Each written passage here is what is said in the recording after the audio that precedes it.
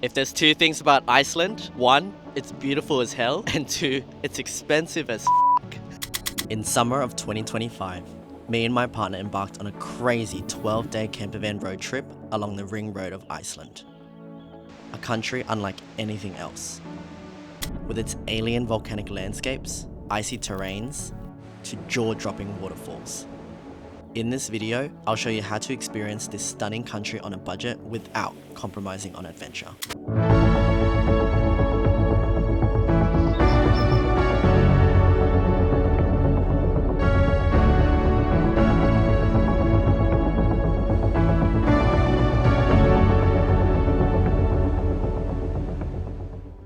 Before we get into the thick of it all, let's cover a few things first. The local currency in Iceland is the Icelandic krona. In this country, I never found myself needing any cash, so don't bother withdrawing any. The best time to go Iceland is definitely the summertime, where the days are longer, the highlands are open for 4x4 driving, and the puffer nesting season is available between late April to late August. Transport. The best way to explore Iceland is with your own vehicle. Expect to be driving along the ring road highway that runs through all the main areas. If you opt to travel by campervan like we did, it is not necessarily cheaper than getting a small car and accommodation, but it gives you the freedom to be flexible with your plans, start and end your day whenever you want, cook and rest whenever you want, and to shelter from bad weather. From my research of various companies, we opted for the Renault Traffic 3-person 2-wheel drive campervan with rent.is, as it was by far one of the cheapest options on the market and was truly the perfect size. Check out the links in the description below. I would advise against getting any smaller van, as from experience, a smaller camper means you're cooking out in the elements with no way to stay dry, as there is only space for a bed inside the camper. Accommodation.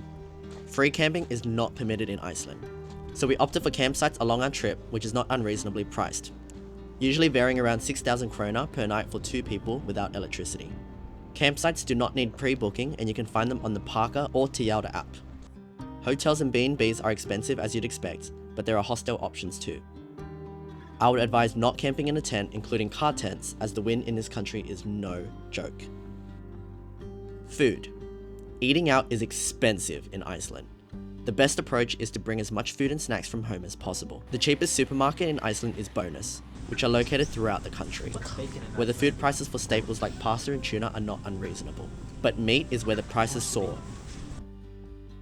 We actually opted to bring our own Plenty Pot meals and breakfast shakes from Jimmy Joy, which is not sponsored by any way, we just really enjoy their products, as they are nutritionally full with vitamins, minerals and 20 grams of protein, and only require cold or hot water, making them cheap, quick and filling meals whilst we were running around so much. Feel free to get 15 euros off your next order if you sign up to Plenty in the links down below.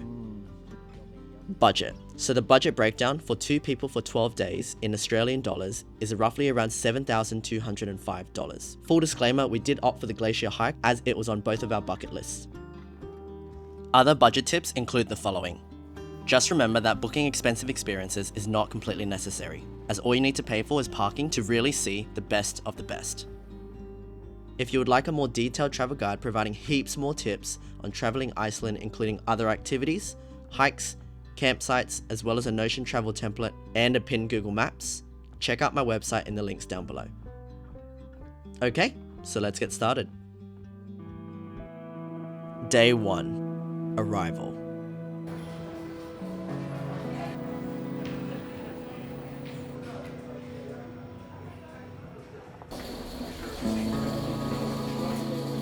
We landed into Reykjavik late in the evening.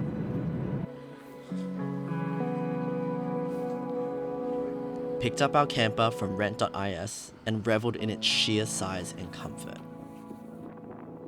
There is the option to head to the Blue Lagoon or do some hikes in Geldingaladir. However, we knew today there would be a limited time as we wanted to make sure we were stocked and prepared for the crazy adventure ahead. Before finally setting off. Little did we know, as we drove past Grindavik and the southern coastline, we were already introduced to the sprawling old and new lava fields in this peninsula, as the clouds burst into a warm glow from the slowly setting sun. The landscape truly showcasing to us already that this earth we're standing on is very much alive and could easily change and cause destruction at any moment. Our scenic drive took us further up north as we headed towards where our big journey would really begin tomorrow.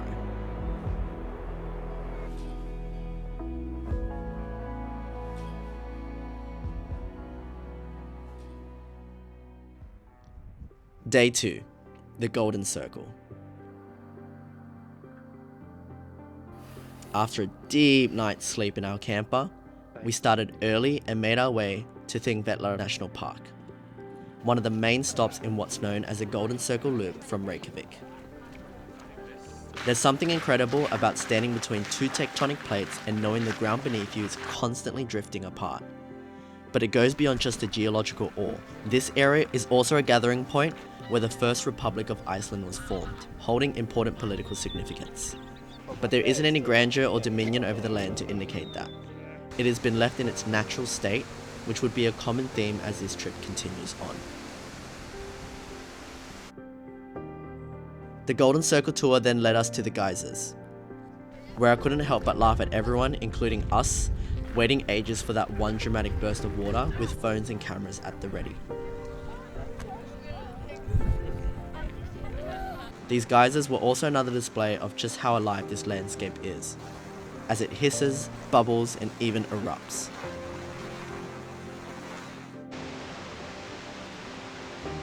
Gullfoss was nearby and was even more impressive in person, up close. Its sheer size and magnitude could fill 4 large swimming pools in a second.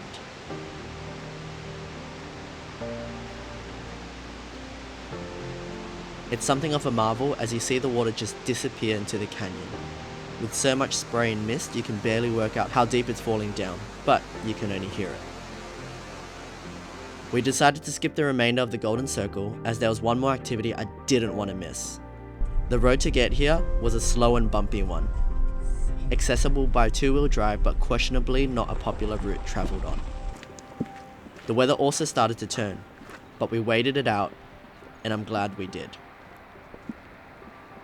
Because standing at that viewpoint, it was the most dramatic sights I've ever encountered. This is Hyfoss.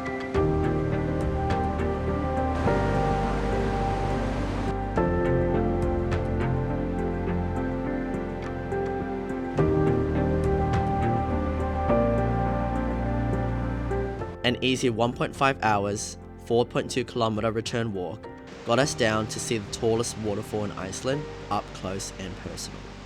The taste of fresh water, softness of the moss, the spray of fresh mist and air. It was exactly what we wanted. Pure, raw, powerful nature. And with barely any other people around.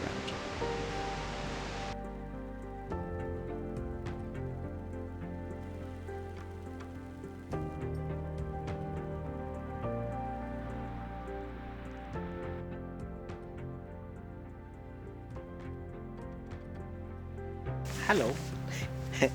Hello. We just finished the hike to Hyfoss.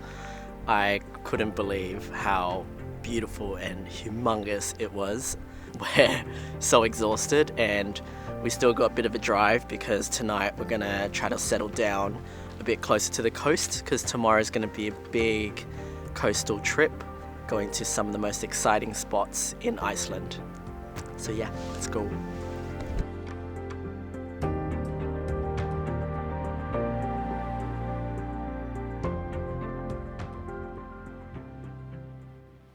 Day 3, Land of the Waterfalls. Alright, good morning. It is 4 a.m. 4:50 a.m. It's very early. I didn't get much sleep last night, but we wanted to start really early today. 1, to see the sunrise, and 2, there's a lot of places I wanted to visit today before the crowds get there, so we decided to bite the bullet and wake up early. So we're at the first waterfall now. Completely alone and witnessing something truly magical. So Jalandsfoss plays with perspective and invited us behind the curtain, literally walking behind the falls themselves. Appreciating its raw beauty, even if it meant getting totally drenched at 4 in the morning. Kliufrabui hides very closely nearby, awaiting to be discovered. Stepping inside a narrow cave opening and over stones to avoid getting our feet wet, a secret, incredible waterfall awaits. Surrounded by moss and the intense sounds of crashing water reverberating off the cave walls, it was like nothing I'd ever seen. And it made me feel so alive.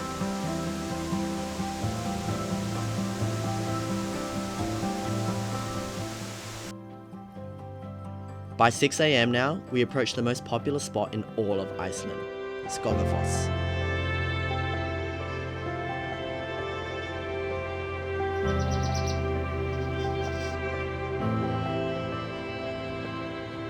All alone by ourselves, all you hear are your own thoughts and the sounds of nature. How something this beautiful should be experienced.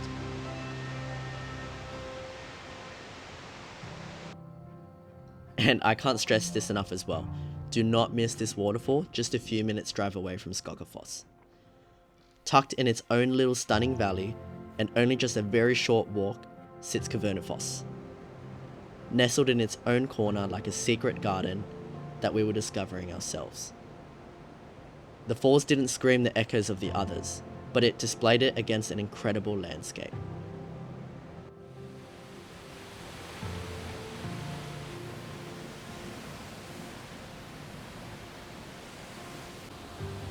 If that wasn't a way to start our day, I don't know what is.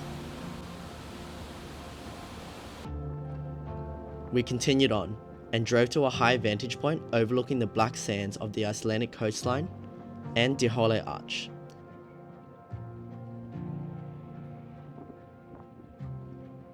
Before heading down the famous black sand beach of Westfjords. This beach felt like nature's own sculptural gallery, open 24/7, curated by time, weather, and water, where we could witness, feel, and even climb the basalt rock formations, appreciating the intricate caverns, vectors, patterns along the whole beach, while we reached the final exhibit of the Reynisdrangar sea stacks. A dramatic display of sharp-edged and moody-looking basalt towers. Truly one of the best galleries I've been to. With our day having started so early, it meant that we ended activities for the day by the mid-afternoon. So we headed for Thakil campground. Little did we know this road would take us on an adventure through a true taste of what the Icelandic highlands had to offer without needing a four-wheel drive. Great parking spot. It really was the most beautiful campground and a well-deserved afternoon to relax, wind down, and even check out a little oasis.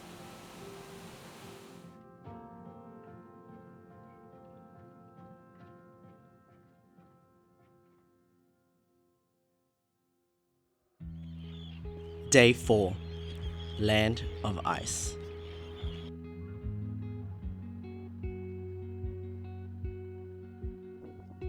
We left the rugged highlands behind. The road leading us to the Yoda Cave nearby. A quick stop and such a cool sight for all you Star Wars fans out there.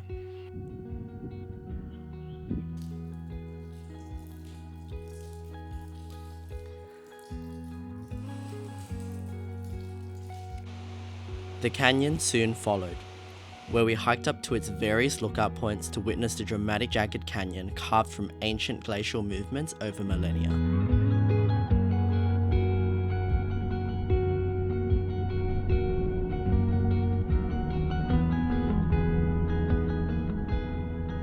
It was one thing to see it up close, but seeing the bird's eye view, you really witnessed the power that these glaciers had, forming what appears to be a giant cut or wound in the Earth's skin. The sheer scale and beauty was just unmatched. Our drive took us further through the south of Iceland, reaching what is Europe's largest glacier and the reason why this country is known as the Land of Ice. Oh yeah.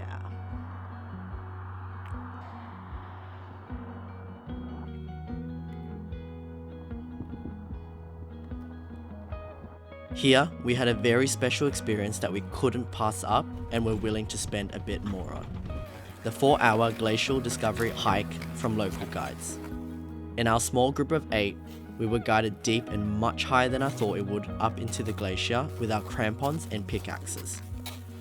Truly forging our own path, making it really feel like an adventure and a discovery. Which even included some abseiling. It was incredible to witness something that is so ancient and solid, yet so fragile and ever so changing beneath our feet. We even decided to take some ancient glacial ice to use for later. Can't get fresher than that. Oh my god. 250-year-old glacial ice.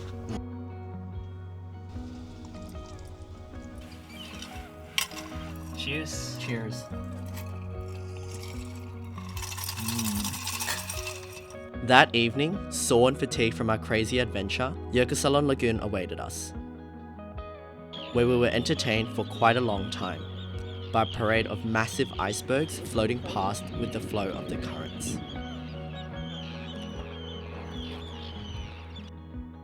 It was truly mesmerizing seeing something like this in such a unique setting of a lagoon. On the black sands of Diamond Beach just around the corner, we watched tiny pieces of ice catch the last rays of sun.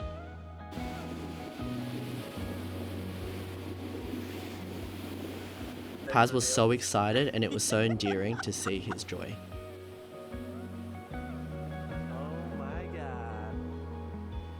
We ended the day walking around the lagoon, sipping Baileys over glacial ice from some previous century, melting in our drink just as it would melt back into the ocean, reminding us of this theme of impermanence and the ever so transformative nature of this landscape.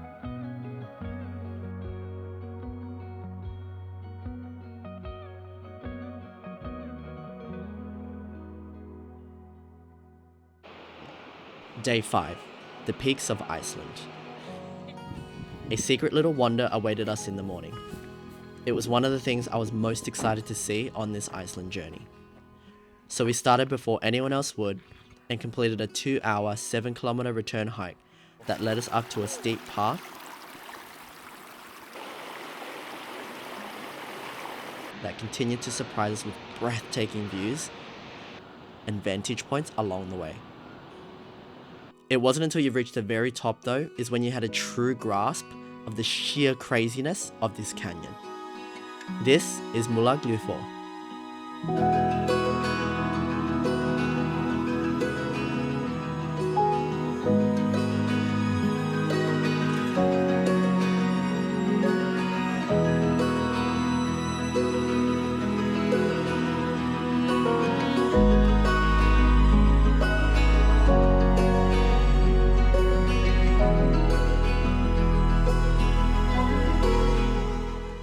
A jagged moss-covered canyon with a picturesque waterfall right down the middle.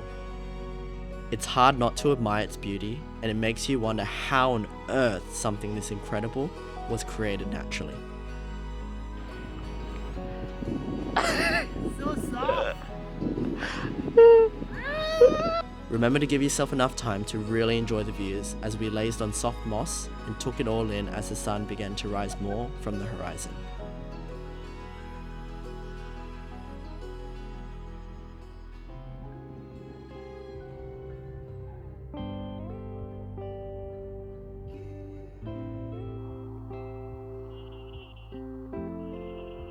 Stocksness was our next stop, which felt like stepping into a dream. The black dunes, shaped by wind and adorned with tufts of green grass, gave away to the silhouette of Vestfjords. We were surprised by how big this area was to explore. You could easily spend hours here checking out the reflective lake, walking paths and lupine fields. And even a cool Viking movie set amongst the moodiness and cold of the Icelandic winds.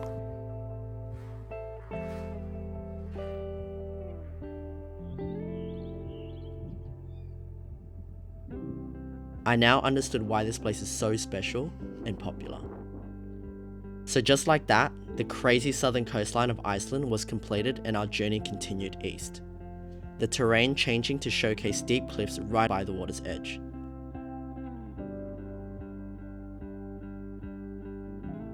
Until we reach Falskasentor, a quick coastline stop of black sand beaches and sea stacks if you fancy a dip as well.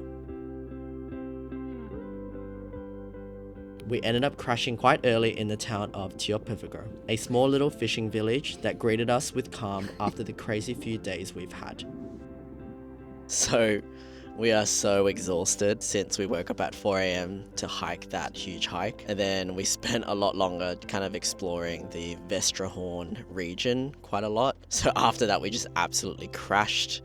And even though we drove a bit, we're now just chilling for the rest of the evening. Having dinner now with our plenty pots. Simple, easy, quick. And then we're probably gonna call it a night after this to sleep early and rest up. The craziest southern section of Iceland is over. So now it should be a bit more chill from here on out. Dinner's ready.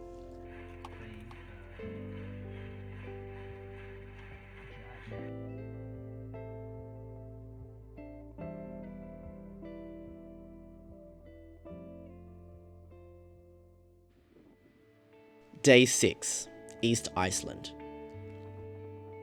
A slow start was what both of us needed. We were aware the weather over the next few days was going to turn, so it gave us a chance to sleep in, be cozy, and not rush. Hengifoss was the first stop of the day, a 1.5 hour, 5 kilometer return hike to the iconic falls.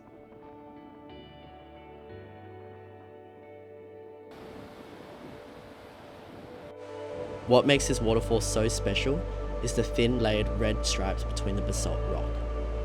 Iron-rich clay that once settled between volcanic eruptions. A true visual testament to the geological history of the land.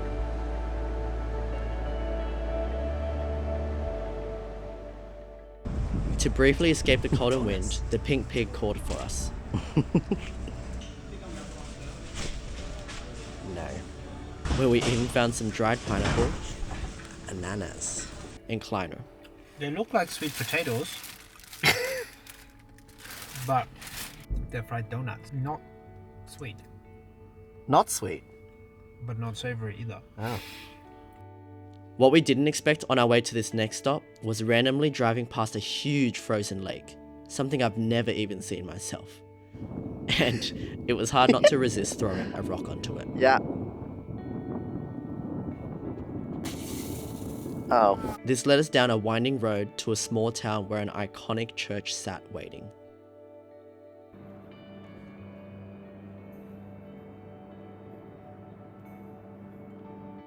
The most exciting activity of the day, though, was located in the far reaches of Hafnaholmi. I honestly had my doubts with the extreme wind and weather. However, we were lucky enough to witness something truly special. Hundreds of puffin birds up close, at your feet.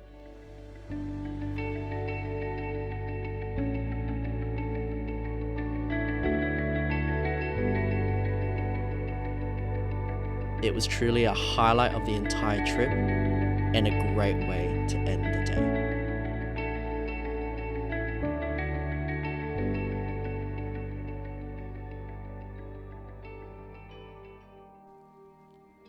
Day 7, Wild Ride North. A silent surprise. A world turned white overnight. Waking up to snow wasn't exactly on my playing cards of summer in Iceland, but it was a pretty cool sight to behold.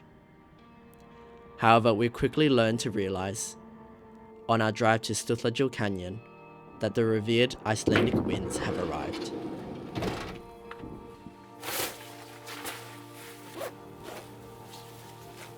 Making for a very precarious drive and a painful hike out in the elements.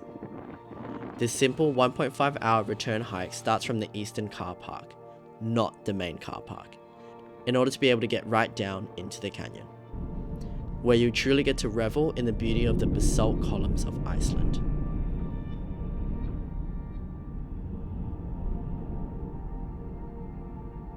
Despite being drenched in cold, we pressed on up north toward what was going to be the most impressive landmark of the trip. Another short and icy walk led us to the most powerful waterfall in Europe.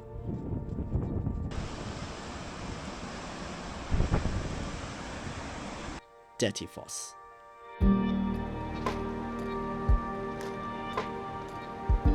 Colossal, crashing chaos. A sight that you must not miss. Truly reminding us of how insignificant we feel when faced with something this powerful out in nature.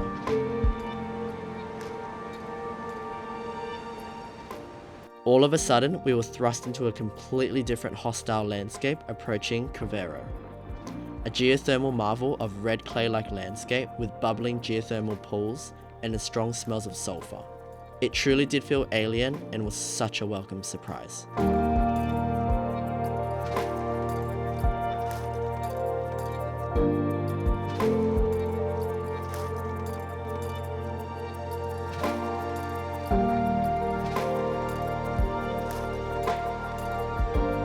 There were a few other places to visit in the local area, but due to road closures and very poor weather conditions, we thought we'd call it a day and make our way to the campsite in Husavik. Coming live from a comfy, cozy corner of our camper van. So cozy. If you see the camera shaking a bit, it's literally because the wind outside is blowing on this van and shaking this entire van, so it's very chaotic outside, but it's very calm and cozy inside here. Being out in the elements was really rough. Since it was snowing and it was so windy, all the little icicles were essentially like... It's like being sandblasted by yeah, by ice. essentially sandblasted by ice all day. So it was really difficult to see a lot of the sites properly today, also because of road closures and all that stuff, but I guess that's expected with a place like Iceland. So if you've been wondering what we've been eating for dinner and breakfast and lunch for the last pretty much 6 days, pretty much have had these instant meals that we've also have had before in the past. We've got satay noodles, mushroom and buckwheat risotto. Basically like a freeze-dried meal. So you just add water, boiling water. In instances when you're traveling so much and you're moving around so much, sometimes we don't really have the time or the energy to be cooking up a meal. So having this has been really, really handy to just kind of make these really quick pot meals and just eat it and then just relax essentially for the evening. And they're tasty. Yeah, and they're actually really, really nice as well. This is not sponsored or anything. We just have had plenty pot meals before and we highly rate them, and they're just so convenient to have. So And for breakfast we have plenty shakes. Look how cute. This is like the coffee one. yeah, really, really cute packaging. So yeah, sandwiches for lunches, which has been really nutritious and not that expensive, and that's kind of how we've been balancing our meals every single day, which has been working really well. And now we're just pretty much gonna enjoy the evening being rocked to sleep in this By a troll or a in this giant. stormy weather. Yeah.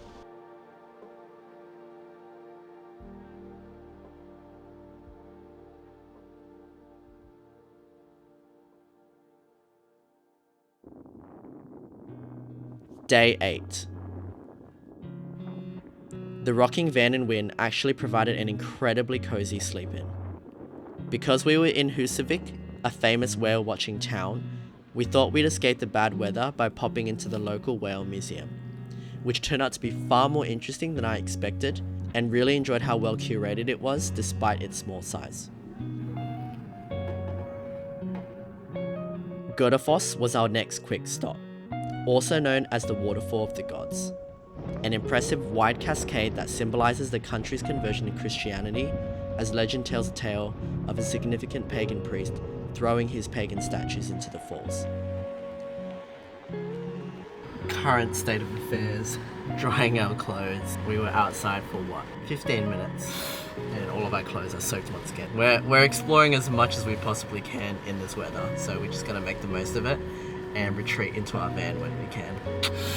Akureyri followed, what's considered the unofficial capital of the north.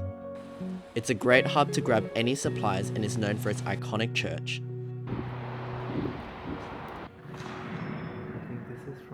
Love Heart traffic lights, and the oldest and most popular ice cream in Iceland. The soft serve tasting more like an icy milk soft serve than a creamy one, but it was still divine. From Akureyri's modern church, we made our way to Gravarkirkja,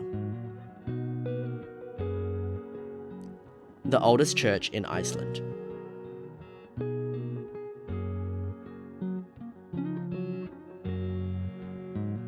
Rebuilt to scale of what the old church that sat here used to look like, and located on the most picturesque green field. Our campsite for the night turned out to be the true highlight of the day. After a long bumpy gravel road, here we met the man running the place, Inky, who warmed our hearts in this gloomy weather and made us laugh and feel so at home. For 4,000 krona each per person, the place had grass-roofed huts to cook and go to the bathroom within. But the most exciting part was the fact that this campsite was adjacent to its own thermal pool and spa. And because of the weather, it was not busy and we had it all to ourselves. Absolutely divine.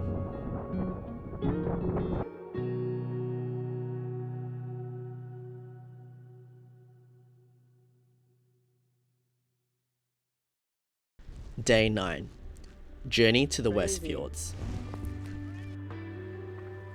We felt so revitalized after our spa and snooze. It felt like a much needed reward after the physical pain our bodies endured in the cold the past few days. Our Iceland church crawl continued, first stopping by Blondurkirkja, another architectural marvel that seems to be a common theme with all the churches in Iceland.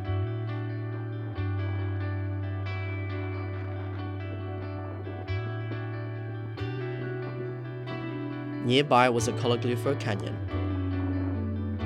that had its own waterfall, and for the first time this trip, we were able to appreciate it right up close without getting drenched.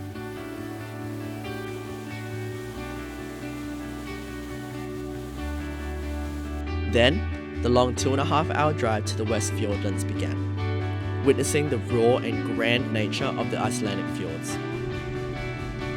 And something truly shifted here, like we were entering another world.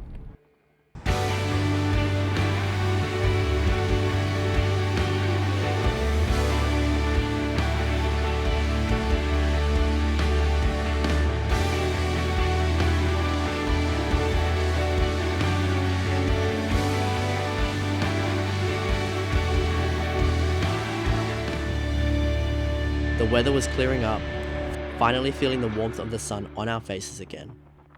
And the roads winded in and out of each fjord, up and down steep valleys that made every corner we turned a complete surprise. To our veil, we reached another thermal spa and had it all to ourselves with the incredible coastal view before us. Basking in the sunshine we missed so much.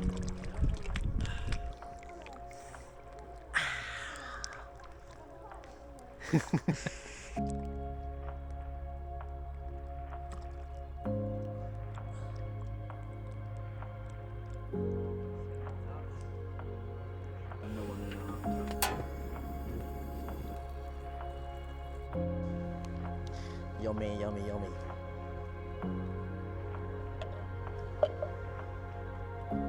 As the sun was beginning to set and as midnight approached, we knew where we were heading, but we certainly didn't expect how epic it would be.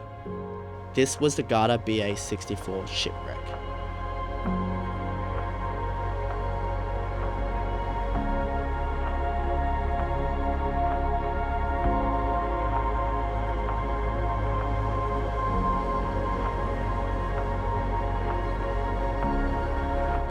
Standing tall and aesthetically amongst the mountains on this little beach, Crazy! Paz had the excitement of a kid on a giant playground.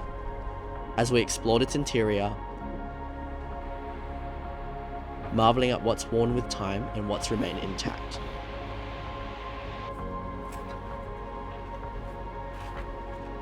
With the evening light filtering through, it was an absolute delight to capture and admire. As we reached the tail end of this trip, it really hit how much this country respects its nature. There are no multi-story hotels built next to the attractions, no tall fences that stop you from visiting these wonders out of hours, and no extortionate entry fees. It's made to be appreciated in its most natural form and be as accessible as possible without giving into capitalism and tourism.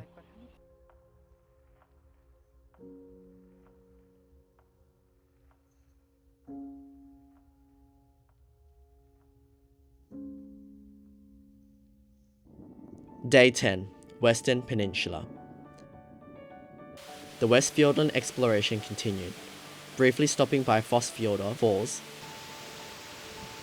before stumbling across some abandoned structures nearby, each with their own aesthetic, history, and story. An abandoned shed even inviting you to write in a travel log.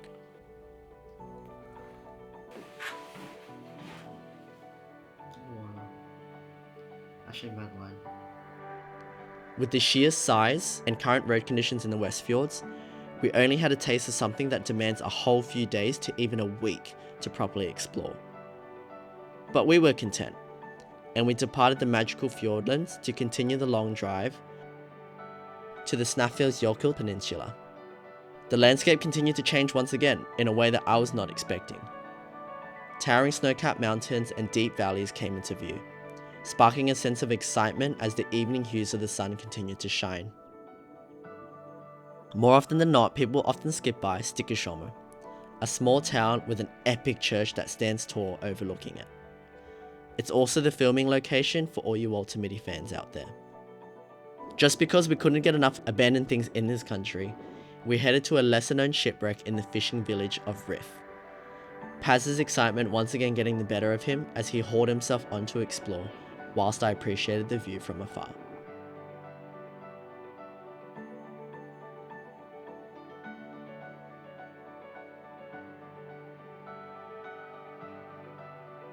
Nearby sat the Ingjerdskjold Church, popular for its scenic road leading up to the church. I was more infatuated by the fields of endless lupines surrounding the landscape, the warm hues dancing over the purple flowers, creating the most surreal and stunning view.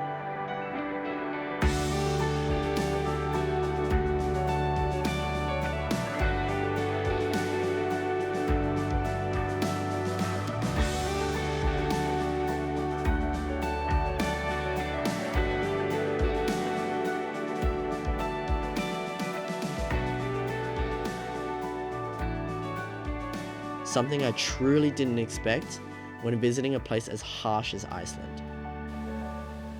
With the clock inching closer to midnight, I saw the opportunity to capture the most iconic spot in the peninsula with the perfect lighting conditions. So we rushed back the road we came from and captured the most phenomenal sunset at Kirkjufell.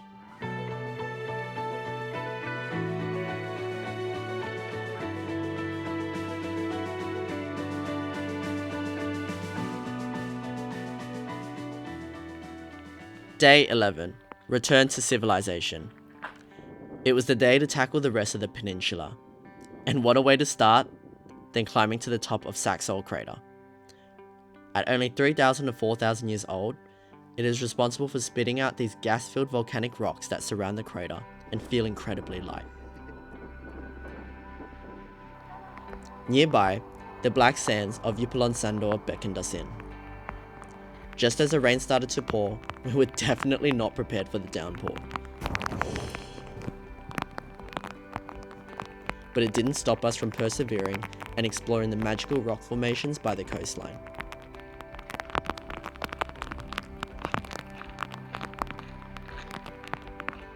There were even shipwreck pieces scattered all along the shore. As the sun began to shine again, we reached a Londranger lookout. Not only a scenic display of volcanic sea stacks, but an epic view of thousands of seabirds nesting in every little nook of the cliff face.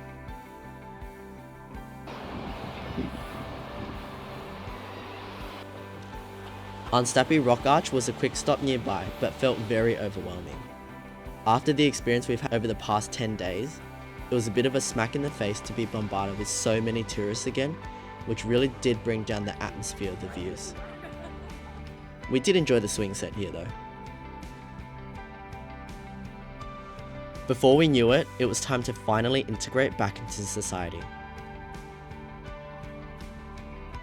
Reykjavik awaited us. In particular, the eco campsite right by the city centre. We popped our wine and basked in the glorious weather. Okay. To enjoy our last night in Iceland, walked along the waterside and visited the famous Hatskrimkirkja towering overhead.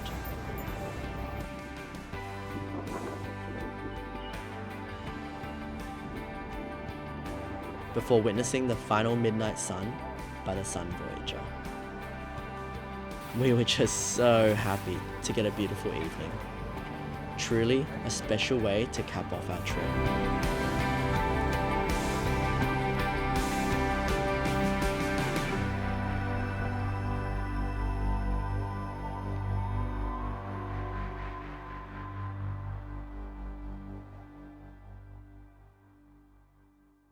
Day 12. Home. Our final morning was spent savouring small comforts. A delicious cinnamon cruller and a fresh bagel at DEIG, before reluctantly packing up our belongings and returning the van.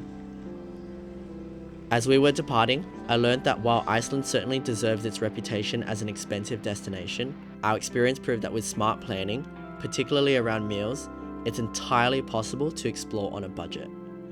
And the fact that most breathtaking attractions are free to visit besides minimal parking fees makes this incredible country more accessible than many travellers realise. You simply need to plan strategically. In this realm of ice and fire, our journey truly transcended mere travel. Its raw, untamed power revealed to us the very essence of existence: impermanence, transformation, and resilience. As we traversed landscapes so alive and sculpted by volcanic chaos and glacial movements, we witnessed time itself made visible in every canyon, waterfall, and iceberg.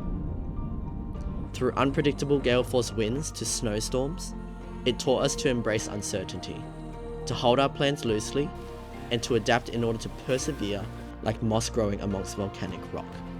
Because it will get better, and the landscape will continue to surprise us.